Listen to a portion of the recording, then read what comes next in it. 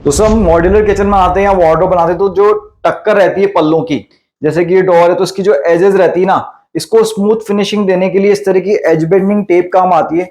आज का वीडियो हमारा एज बेंडिंग टेप की इन्फॉर्मेशन के बारे में, इसके क्या बेनिफिट्स हैं, एज बेंडिंग टेप कौन कौन से टाइप की आती है, आप इसमें कॉस्ट सेविंग कैसे कर सकते हो, प्राइस कैसे बचा सकते हो अपनी, साथ में एज बेंडिंग टेप को लगाने का तरीका क्या है और उसके एडेसिव क्या क्या अवेलेबल है। तो इस तरह की पूरी बेसिक जानकारी के ऊपर आज का हमारा वीडियो है। तो आइए दोस्तों शुरू करते हैं एज बेंडिंग टेप के बारे में पूरा वीडियो।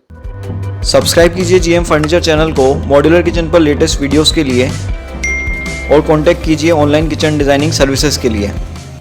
सबसे पहले मैं आपको बताऊंगा एज बेंडिंग टेप आखिर लगाना क्यों है, मतलब ऐसा क्या है कि एज बेंडिंग टेप से हमें बेनिफिट हो रहा है। तो दोस्तों जब हम एज बेंडिंग टेप लगाते हैं बेसिकली क्या होता है, इधर तो अपन ने लैमिनेट लगा दिया पल्ले के, इधर भी लैमिनेट लगा दिया, लेकिन जो एजेस रहती है वो खाली रहती है।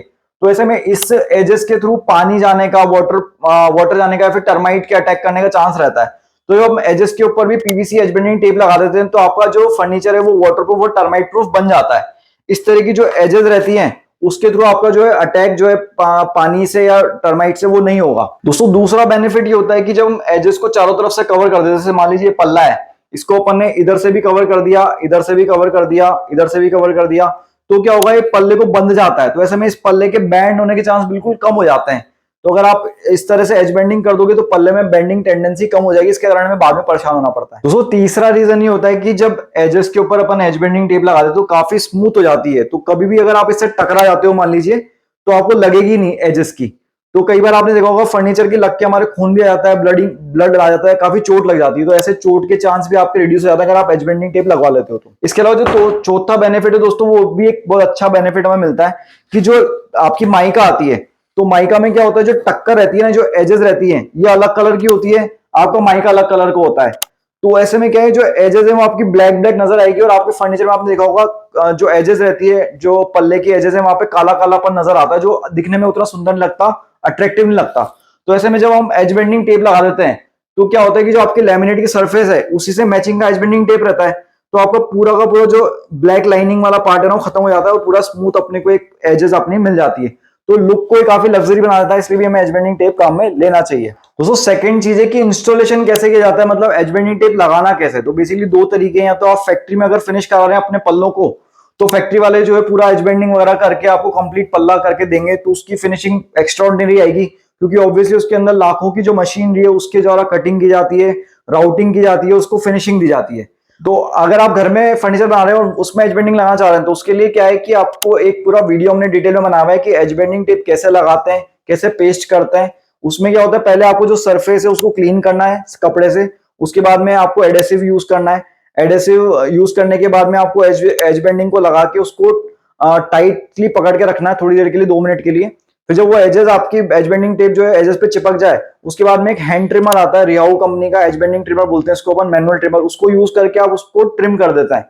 तो इस तरह से आप अपने एज बेंडिंग टेप को लगाते हैं। तो ऐसे में आप लगभग 70 से 80% तक की फैक्ट्री से फिनिशिंग अपने घर पे पा सकते हैं। तो अगर वो वीडियो देखना चाहते हो, मैंने डिस्क्रिप्शन में लिंक डाला, डिटेल वीडियो आप देखना चाहते हो तो पूरा वीडियो जाके देख सकते हो। इसके बाद बात करें कि मटेरियल, तो दोस्तों इसके अंदर वैसे काफी सारे मटेरियल में एज बेंडिंग टेप बनी हुई आती है, लेकिन जो जनरली होम पर्पज और इंटीरियर के लिए सबसे बेस्ट मैं मानता हूँ वो पीवीसी की बनी हुई एज बेंडिंग टेप है। तो आपको पीवीसी बनी एज बेंडिंग टेप ही काम में लेनी चाहिए। इसके अलावा अगर अपन थिकनेस की बात करें तो पीवीसी एज बेंडिंग टेप की जो थिकनेस है वो 0.5 से स्टार्ट हो जाती है, उसके बाद में 1 mm की भी आती है, 2 mm भी आती है। अगर आप अपने घर पे काम ले रहे हो, किचन में, वार्डरोब में, तो 1 mm थिकनेस आपके लिए इनफ है।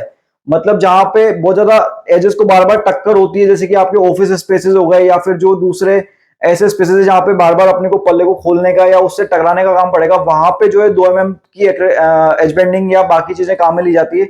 अपने होम इंटीरियर में आप 1 mm की एज बेंडिंग थिकनेस काम में ले सकते हो। दोस्तों एज बेंडिंग के ऑल्टरनेटिव के रूप में कई लोग ऐसा करते हैं कि प्लाई के ऊपर रिप लगा के उस पर पेंट करा देते हैं। दोस्तों बेसिकली उसमें क्या होता है, नेल्स है ना जिससे उसको लगाया जाता है कीलों से, तो कीलें कई बार निकल जाती है और आपने देखा होगा आपके कपड़े फट जाते हैं या फिर आपके लगने का चांस भी रहता है। तो इसलिए एज बेंडिंग वहां पे बेटर साबित होती है। इसी तरह से मान लीजिए कई बार आपने देखा होगा कि कलर्स हम कर देते हैं एज बेंडिंग के ऊपर, या फिर मान लीजिए आप कारपेंटर ट्राई करता है कि वो जो लेमिनेट लगा रहा है उसी लेमिनेट को जो है एजेस के रूप में कट करके और लगा दे, तो उसका भी नुकसान ये रहता है कि वो एजेस उसकी ब्लैक ही रहती है। माइका अपन काटेंगे तो ब्लैक एजेस निकलेगी, तो उसकी फिनिशिंग और लुक उतना अच्छा नहीं आएगा, और उसको कटिंग करना प्रॉपर्ली और पेस्ट करना भी एक बहुत काफी टिपिकल जॉब रहती है, जिसके अंदर कई बार जो है वो जो लेमिनेट है वो निकल जाती है बार बार और उससे उतना अच्छा लुक नहीं बैठ पाता। तो आपको हमेशा एज बेंडिंग ही काम लेना चाहिए, उसके काफी फायदा अपने को रहता है। दोस्तों एक जो पॉइंट रह गया वो ये है कि कौन सा एडहेसिव काम लेना। तो दोस्तों इस तरह के बेंसन पॉलीमर के ये एजुलॉक नाम से भी एक प्रोडक्ट आता है एज बेंडिंग टेप चिपकाने के लिए। ये आपका बेंसन पॉलीमर का है। ये पॉलीफिक्स आता है, इसको भी आप काम में ले सकते हो। इसके अलावा पिडलाइट ब्रांड का एक प्रोबॉन्ड एजुलॉक आता है, वो भी बहुत अच्छा प्रोडक्ट है एज बेंडिंग को लिए एडहेसिव को काम में लेने के लिए। अब दोस्तों अपन लास्ट पॉइंट के बाद आ जाते हैं जो कि प्राइसिंग है, यानी कि कॉस्टिंग कितना जाएगा और कॉस्ट को कैसे बचा सकते हैं।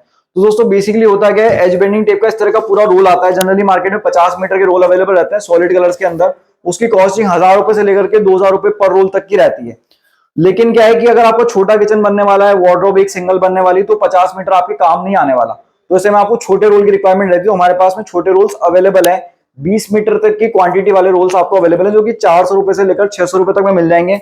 और खास बात ये दोस्तों, क्योंकि हम मॉड्यूलर किचन पर फोकस करते हैं, तो मॉड्यूलर किचन में जितने भी सॉलिड कलर्स काम आते हैं, उसके जो सॉलिड एज बेंडिंग के कलर्स हैं वो सारे हमारे पास में अवेलेबल रहते हैं। तो आप मैट फिनिश में या फिर ग्लॉस फिनिश में ऑर्डर कर सकते हो। अगर आप कोई जानकारी लेना चाहते हो, इंक्वायरी करना चाहते हो, मैंने व्हाट्सएप नंबर डाला है, वहां जाके आप इंक्वायरी कर सकते हो। दोस्तों ये हमारा वीडियो था एज बेंडिंग टेप के बारे में। आई होप आपको वीडियो पसंद आया होगा, सारी इन्फॉर्मेशन क्लियर होगी।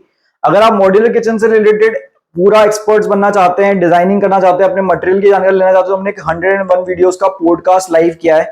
उसके ऊपर जाके आप सीक्वेंस वाइज वीडियोस अगर आप देखेंगे तो अपने मॉड्यूलर किचन को अच्छे से समझ पाएंगे और अपने किचन को किस तरह से कॉस्ट इफेक्टिव में बनाना है वो समझ पाएंगे। अगर आपको पॉडकास्ट पसंद आता है तो मेरे को कमेंट करके जरूर बताइएगा।